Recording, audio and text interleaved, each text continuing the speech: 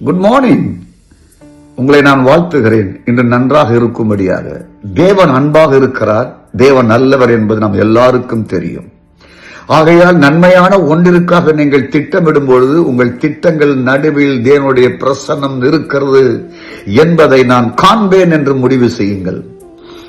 இவ்வுலகத்தில் எதிர்மறையான தோல்வியின் சத்தங்கள் உங்களுடைய கவனத்தை திசை திருப்பி விடாதபடி கவனமாயிருங்கள். அதற்காக அர்ப்பணித்து வாழுங்கள். எதிர்மறையான சத்தம், எதிர்மறையானவர்கள் உங்களுக்கென்று நியமிக்கப்பட்ட ஓட்டத்திலிருந்து உங்களை வழிவிலக செய்து விடாதபடி எச்சரிக்கையாயிருங்கள். எதிர்மறையாக உங்களுடைய கவனம் சிதற வேண்டும் என்று உங்களை சுற்றிலும் உள்ள ஒவ்வொரு காரியங்கள் எது நடந்தாலும் அது எனக்கு ஒரு பொருட்டல்ல என்று முடிவு செய்யுங்கள்.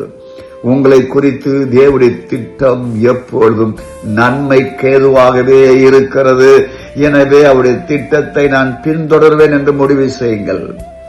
நான் அன்பையும் உண்மையும் நான் நாடுவேன். நான் எதை நாடுவேனோ அது நிச்சயம் கண்டடைவேன்.